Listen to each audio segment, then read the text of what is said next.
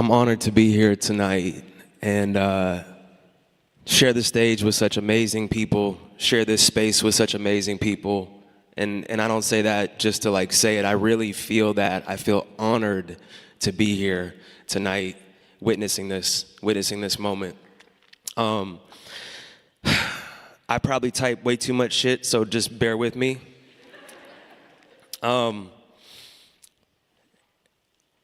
In October of 2023, my life was going through an upheaval. The future of my marriage and the state of my life was in flux. I was living in pain, fear, and that ache in my heart that you cannot escape, the one that comes in waves, grieving a reality that I had previously taken for granted as always being there. Stable, safe, predictable, that had vanished. And I was on the road at the time, touring in the States when October 7th happened. In previous eras of my life, maybe I could have ignored it. Maybe I could have scrolled past the days, months, and almost a year and a half of what was to come. But with my heart already being in a place of raw and vulnerable state that it was in, and the genocide that was underway in Gaza, it was impossible to ignore. I couldn't get on stage and pretend I was okay. I was not okay. I started learning about the history of the occupation, the political ideology of Zionism, Israeli settlers of the West Bank. I was watching videos coming out of Gaza and crying with friends. I started learning about how colonization, capitalism, and white supremacy need each other to exist and how they were at the root of the Nakba 76 years ago that never ended for the people of Palestine.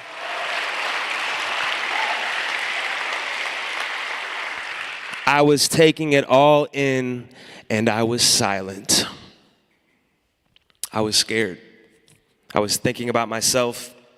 I didn't want to be labeled anti-Semitic. I didn't want to get canceled and lose my career. I didn't want to lose fans. I didn't want to offend anyone. But at a certain point, I couldn't believe those voices anymore. My heart had just enough cracks in it that the light of Palestinian resistance, struggle, and unwavering faith cracked it open.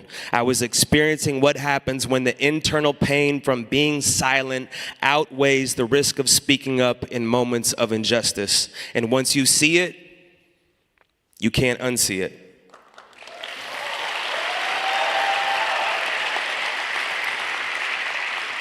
Once you learn the real history, you can't unlearn it. Once you get past the media and the White House focusing solely on October 7th, once you begin to look at October 6th, 5th, 4th, and the 75 years before of oppression and displacement,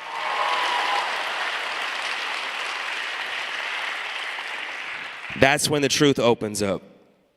And once you look under the hood and realize our government officials are bought and paid for by the Israel lobby, you can't look at our so-called democracy the same way. Once you understand that our tax dollars are funding a genocide that we are watching in real time in the palm of our hands, I believe it is our moral obligation to adamantly protest the atrocities we are witnessing and funding, or we are complicit.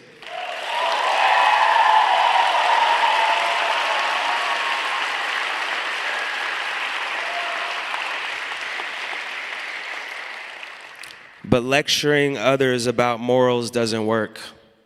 I've tried. I post more. I share directly from Palestinians in Gaza. I uplift the beautiful Jewish voices in solidarity. I am inspired by scholars and academics, those that have spent their lives researching and learning, dispelling notions that Judaism and Zionism are connected. I write songs. I try to channel the insanity that I feel inside. But I don't know how to deal with this mad world that we were not meant to metabolize. The gaslighting, the lying, the bias, the language, who is a terrorist and who isn't, disregard of international law, disregard of American law, rewriting history, the erasure of truth in our schools. Don't you see it? Don't you get it? We have to fight. I get louder, but in the process, the last 6 months, I have become hardened. My heart that was open in October of 2023 feels distant at times. My ability to meet people where they are at has declined. My judgment of those to look away, remain silent, or centering their own fear has only risen as the months have gone on. I have wanted the world to wake up so desperately that a part of me has fallen asleep.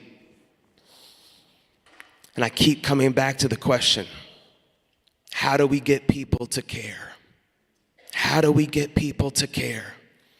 And it stumped me for the last 18 months.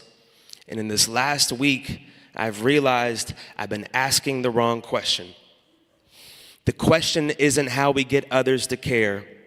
It's how can we be of the utmost service to humanity? Because change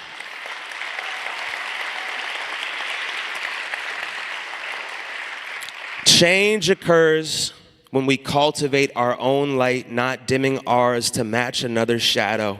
Change doesn't occur by calling each other out, but by calling each other in. Change isn't achieved in righteousness. It isn't found in resentment. Change doesn't happen with shaming another. No one has a spiritual awakening from being yelled at and hearing your own voice reverberate throughout the echo chamber of folks that already feel the same way that you do isn't stopping Israel and the United States any faster.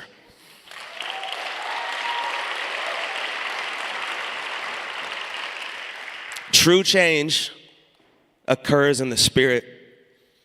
You cannot transmit love if you don't have it yourself. You can't force empathy and compassion on another if you lose those gifts along the way. If I am righteous with my heart closed, pointing the finger and yelling at people who feel differently than me, I am drinking the same poison I am protesting against. Division, them, us, right, wrong.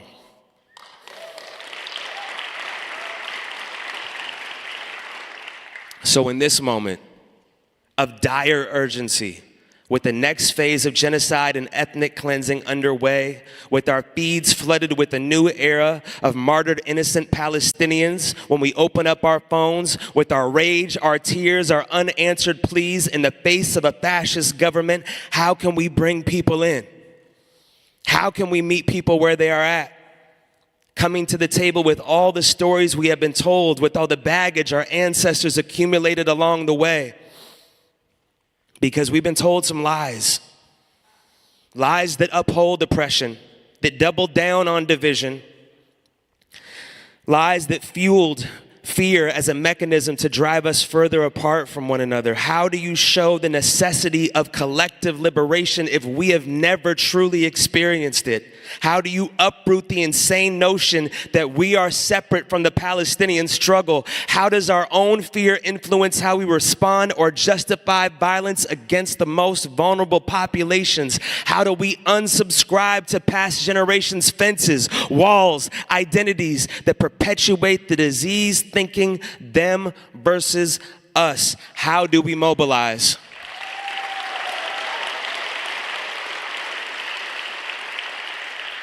Our history teaches us that the oppressed are never handed their freedom by the oppressor when asking politely.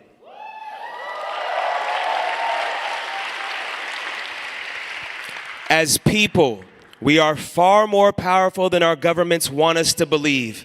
And when we infiltrate their systems of oppression with boycotting, divesting, and protesting, things change. That is why the Biden and the Trump administration cracked down on Meta, TikTok, and demonized students peacefully protesting like Mahmoud Khalil. Because this new way of learning and spreading the truth, it's actually working.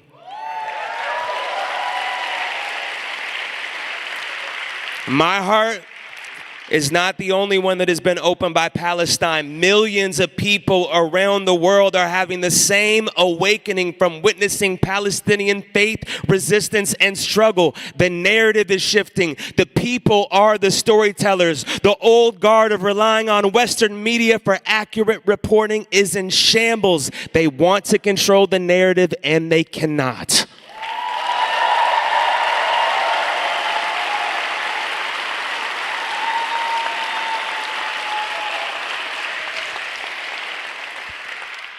And that is why Trump's administration is so threatened by teaching the real story of America. One that is rooted in genocide and slavery, They don't want us to draw lines and see parallels of resistance movements of the past. Education is their greatest threat. The people united with shared analysis is powerful medicine. We believe it because we have seen it. We watched segregation crumble, slavery be abolished, apartheid in South Africa dismantled. We learned from the sit-ins, the Montgomery bus boycott, Columbia students in the 60s taking over Hens Hall.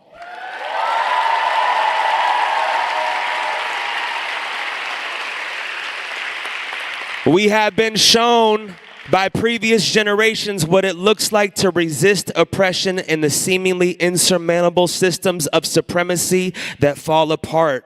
Protesting against genocide, illegal occupation, and ethnic cleansing isn't complicated. Advocating for safety and equality for all human beings isn't against anyone, it's for everyone.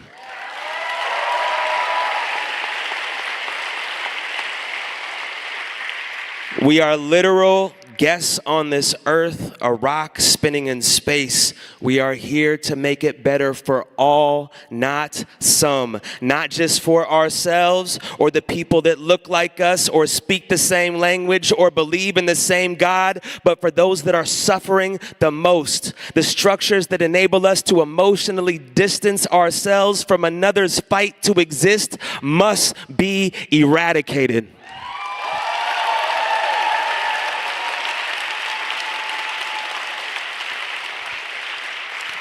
What comfort are we willing to give up for justice? What seat at the table are we willing to share for a more equitable and just society? What if we all operated from a place of collective liberation over self-preservation? What if we saw the children of Gaza as our own?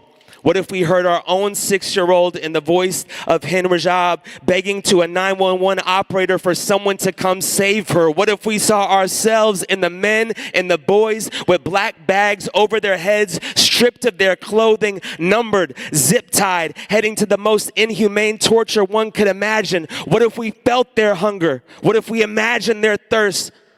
What if we thought about the U.S. bombs pummeling throughout the night, what that would feel like? What if we visualized every university, mosque, community, home, neighborhood, memories buried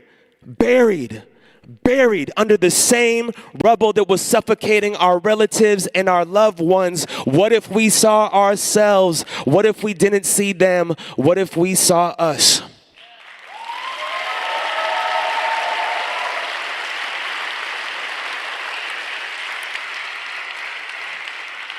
This moment is the biggest threat to humanity we have ever faced. The earth is aching. Systemic oppression is advancing at a rate that none of us can keep up with. But we cannot allow our hearts to become hardened. The people of Palestine have given me the greatest gift. They have taught me what actually matters in this finite amount of time we have on this earth. My spirit has been reminded.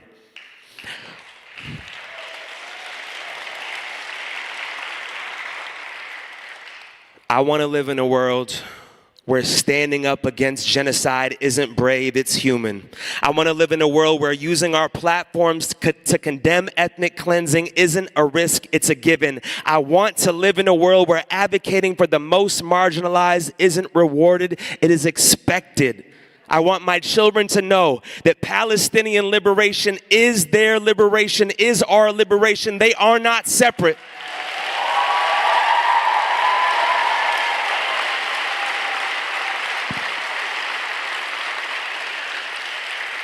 I want all human life to be cherished the same, for all of us to feel safe walking this earth. And I would not have been able to reconnect to my own heart and envision this world had it not been for the people of Palestine. Your immeasurable suffering and pain will not go in vain.